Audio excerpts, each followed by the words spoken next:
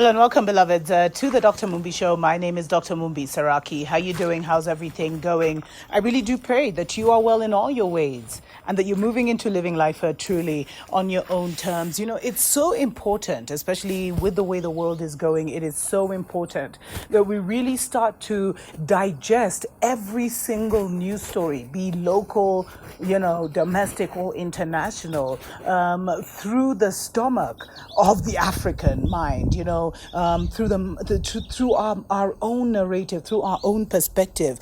Otherwise, we'll totally miss the point and we'll miss the amazing milestones that we have made as a people. Because 2020 was not all lost for us. Many great things happened.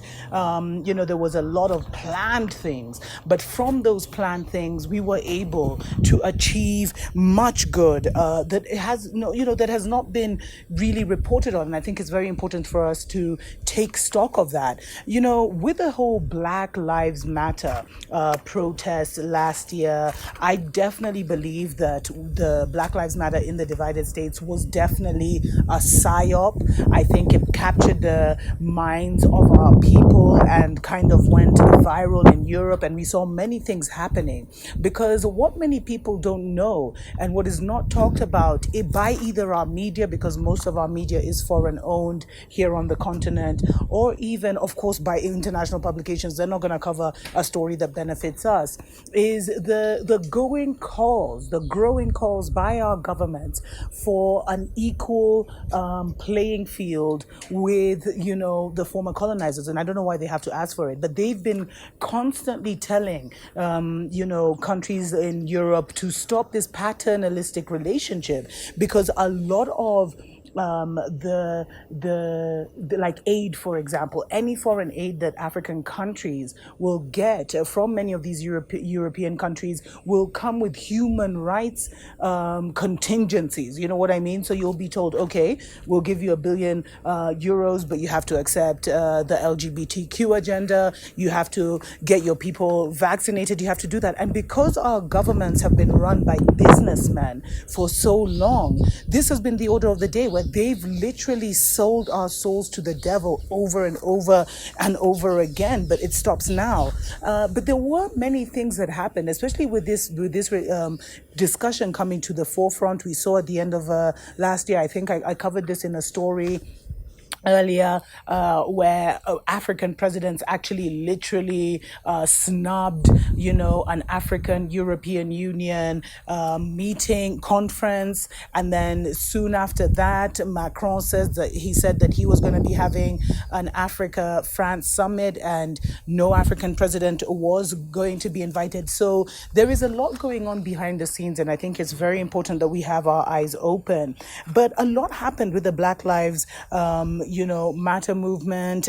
There were a lot of gains where in Germany, for example, the protests injected momentum into efforts to change street names with colonial era or racist references. In France, the armed forces ministry provided local authorities with a guide to 100 Africans who fought for France in the Second World War, so that streets and squares may be named after them. And, of course, Macron in 2019, when he visited Ivory Coast, he denounced the French hegemonic view and the trappings of colonialism, and he said which were a grave mistake. We also saw in Belgium, authorities responded to protests by removing at least some of the public monuments of, Leopold Butcher II, whose forces seized Congo in the late 19th century and ran an exploitative regime,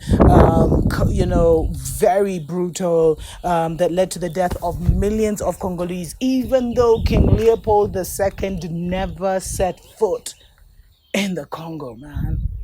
but he still controlled it, and it was like something like 5 or 7 times the size. But what is happening now? So all of these, so they had to pull their statues down, and then we saw an unprecedented move by the Belgian King Philippe, where he wrote to the Congolese president to offer his deepest regret for the humiliation and suffering inflicted during Belgium's colonial occupation of the country. But he didn't, officially apologize. But what is happening is that we're a new breed of, it's not business as usual on the African continent, and we are a new breed of African. These are just optics, beloved.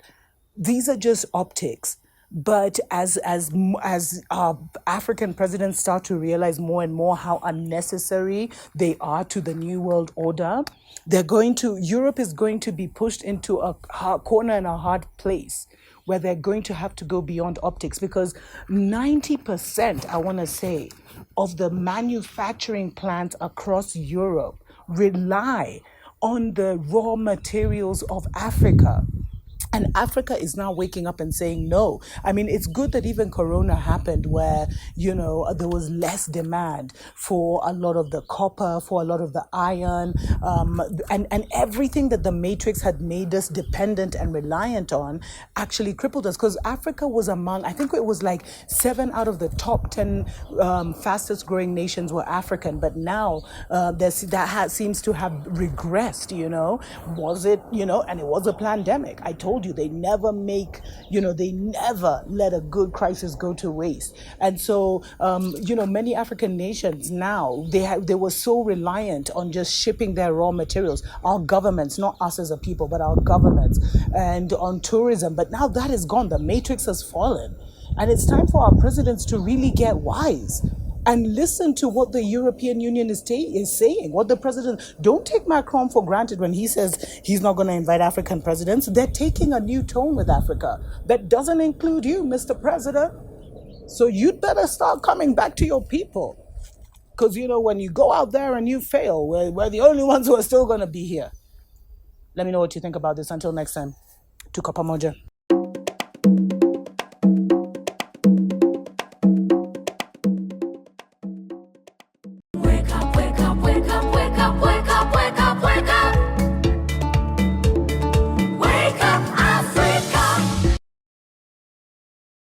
Welcome to another episode of a prophetic update on the Dr. Mumbi Show. My name is Dr. Mumbi Saraki, here in Karura Forest, where literally I have come to just, pray for the nation and kind of call upon nature to awaken and help to protect us in the times ahead. Now, what we've seen over the last week or two, there's been several events. Of course, the one that's on most people's mind is the coronavirus, and how because of the over-borrowing of many African nations, we have been unable to, to not only evacuate our students who are living, and we're told about 80,000 students are currently trapped in China, but also to block our borders. And this has shown us, in case we were doubting, that Africa, our gates are down, our defenses, our wall is down, like in the way they talk in the scriptures of how, was it in, I don't know which scripture, like which chapter, where they talk about how the city walls had been breached and they were down. And that is what we really find in Africa. Now, this week as well, we lost former President Daniel Arap Moi. And I released a video which showed Moi actually being initiated into the Brotherhood.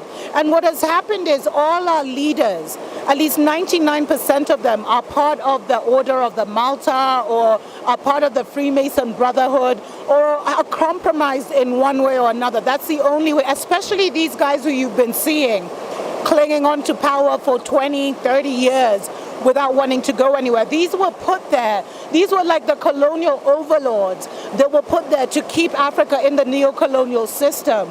And we have to realize that because they took us, Africa had circular systems where, everything was communal, everything was shared, even leadership. To become a leader, you had to be tested.